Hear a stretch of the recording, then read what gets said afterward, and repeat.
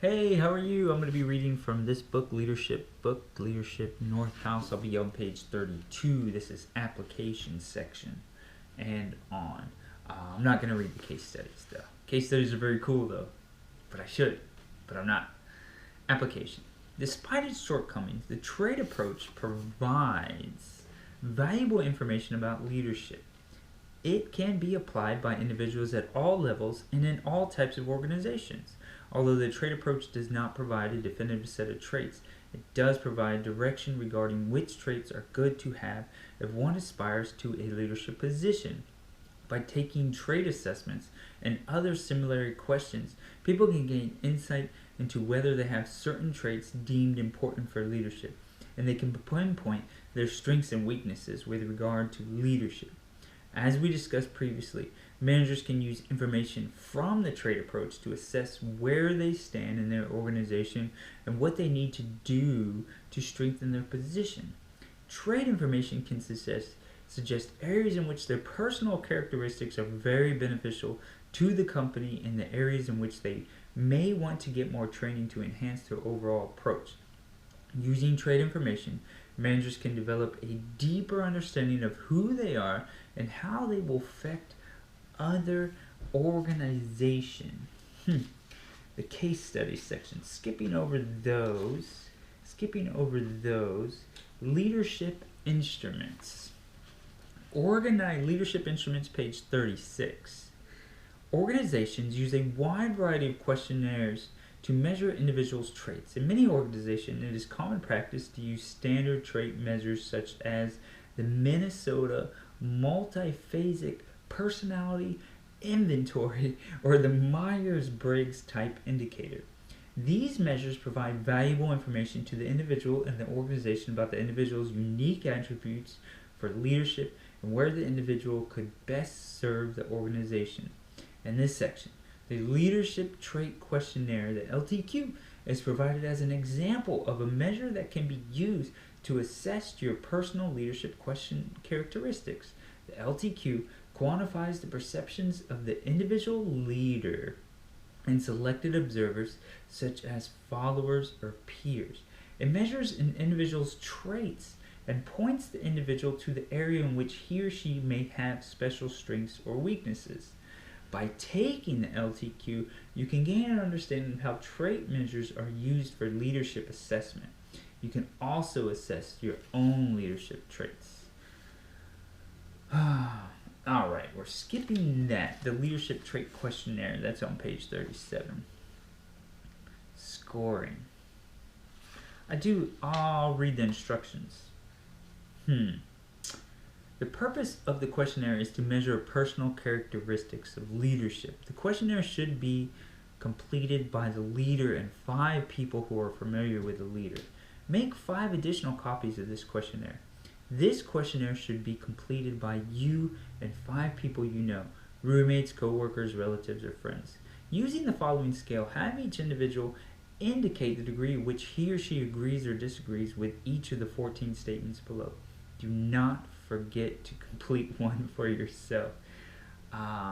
So here's the quick sections. Strongly agree, strongly disagree, disagree, neutral, agree, or strongly agree. Articulate, communicates effectively with others. Perceptive, is discerning and insightful. Self-confident, believes in himself or herself as his or her ability. Self-assured, is secure with self, free of doubt.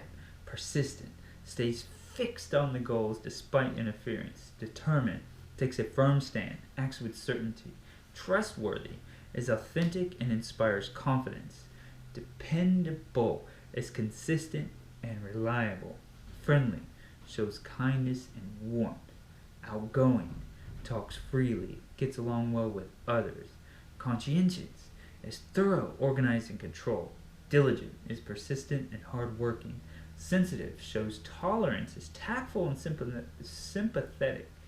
Empathetic, understands others, identifies with others.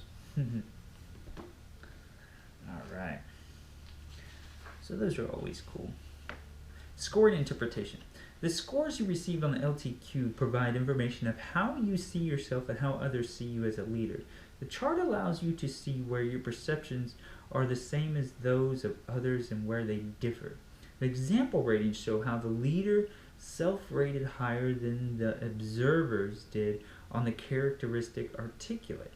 On the second characteristic, perceptive, the leader self-rated substantially higher than others. On the self-confident characteristic, the leader self-rated quite close to others' ratings but lower. There are no best ratings on this questionnaire. The purpose of the instrument is to give you a way to assess your strengths and weaknesses and to evaluate areas where your perceptions are congruent with those of others and where there are discrepancies. Wow, that's kind of cool. The summary of Chapter 2. For real? For real. Summary, page 39. The trait approach has its roots in leadership theory that suggests that certain people were born with special traits that made them great leaders. Because it was believed that leaders and non-leaders could be differentiated by a universal set of traits, throughout the 20th century, researchers were challenged to identify the definitive traits of leaders. Around the mid-20th century, several major studies questioned the basic premise that a unique set of traits define leadership. As a result, attention shifted to incorporating the impact of situations and of followers on leadership.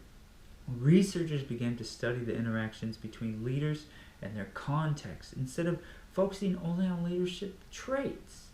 More recently, there have been signs that trait research has come full circles, with a renewed interest in focusing directly on the critical traits of leaders. From the multitude of studies conducted through the years of personal characteristics, it is clear that many traits contribute to leadership.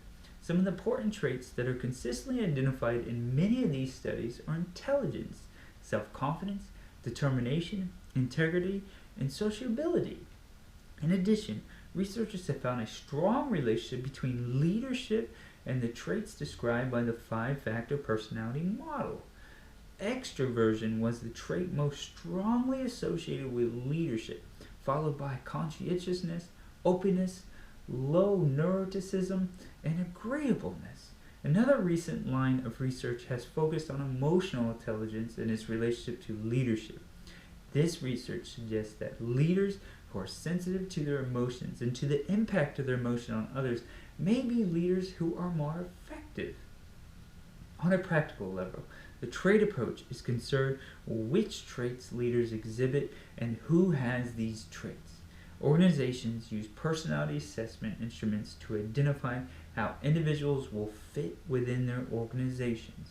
The trait approach is also used for personal awareness and development because it allows managers to analyze their strengths and weaknesses and to gain a clearer understanding how they should try to change to enhance their leadership.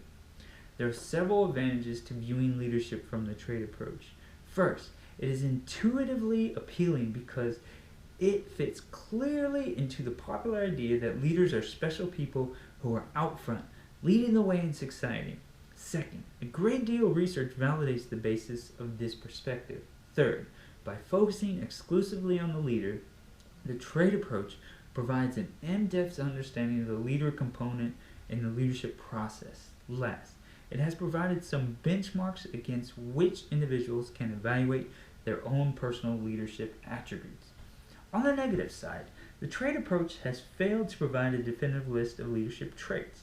In analyzing the traits of a leader, the approach has failed to take into account the impact of situations. In addition, the approach has resulted in subjective lists of the most important leadership traits, which are not necessarily grounded in strong, reliable research. Furthermore, the trait approach has not adequately linked the traits of leaders with other outcomes such as group and team performance. Last, this approach is not particularly useful for training and development for leadership because individual personal attributes are largely stable and fixed, and their traits are not amendable to change. That's page 40, Leadership Theory in Practice, Chapter 2, the summary. See ya. Bye.